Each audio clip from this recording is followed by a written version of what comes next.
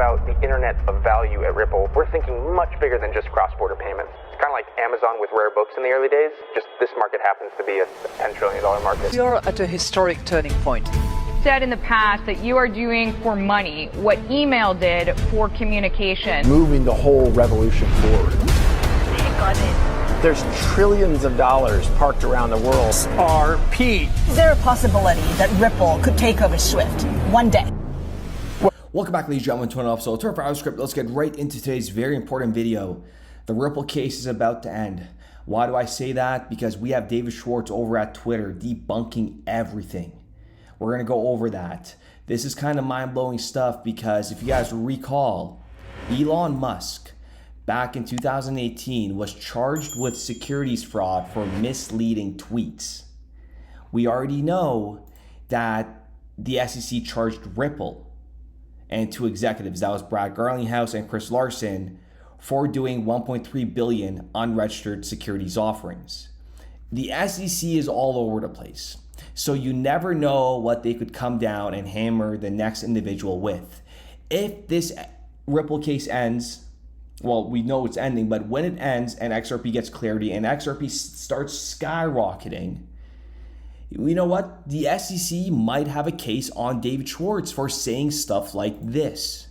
I swear I was just getting gas today and saw this. I don't mean to encourage any crazy conspiracies, seriously. And it says 589.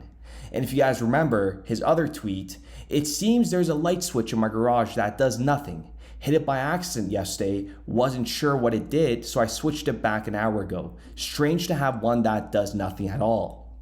And then he replies to his tweet by saying, me waiting for my lawyers to ask me to delete this tweet. And this is when XRP was in fact pumping, ladies and gentlemen. So you tell me, is he covering his tracks? Is this case about to end and the Ripple CTO is, just basically looking out for himself and the company? I find this very strange. I want to know what you guys think in the comments down below, because David Schwartz yesterday came out and apologized to the entire community, saying, I apologize to everyone for participating in Bubba Cug's Discord. I didn't think I needed to vet someone before participating in a conversation. That was a mistake. And if he turns this into some mystery or riddle, please mock him.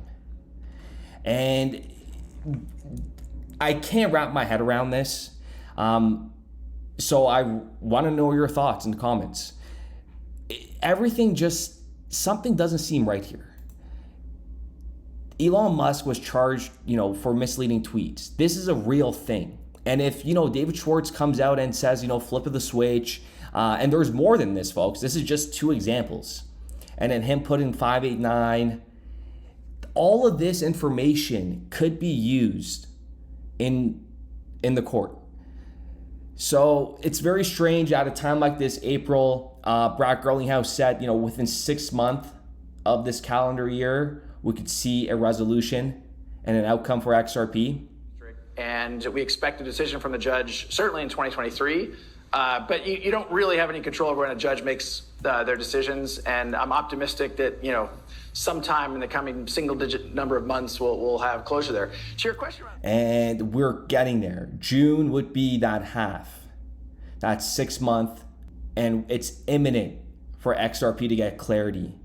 And some of you guys may say once XRP gets clarity, it's not going to skyrocket because of Kin. If you guys remember Kin, this was Kick. SC charges issuer with conducting 100 million unregistered ICO. This was in 2019, and a year later, they came after Ripple for 1.3 billion. It's just not fair, but again, it's not about it being fair. It's about this is a coordinated, orchestrated attack on Ripple. The narrative is Bitcoin and Ethereum, 60% of the hash rates are controlled by China. This is a technological war. This is cyber warfare 2.0. And we're living through it as we speak.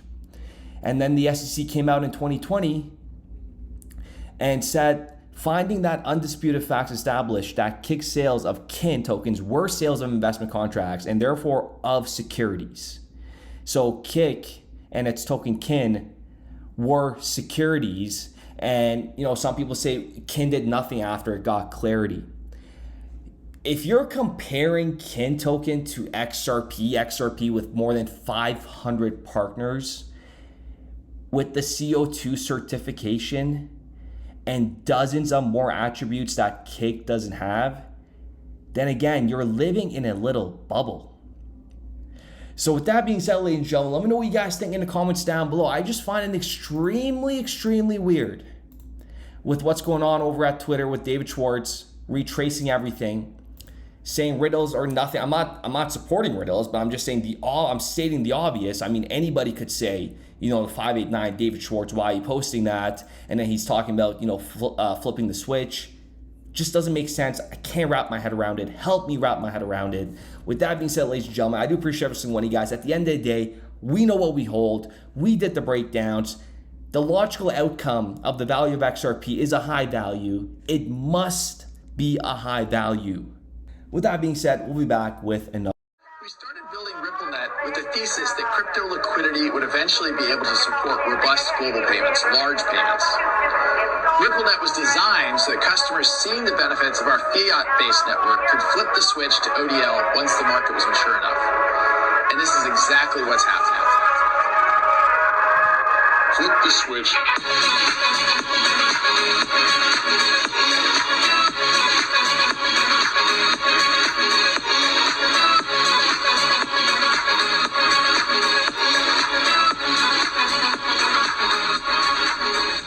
I think what we're building has, it's solving a real problem. And I think all of the tokens, my advice to anybody would be, understand the utility. If there's real utility and there's real value being delivered to a real customer, there will be value in the token.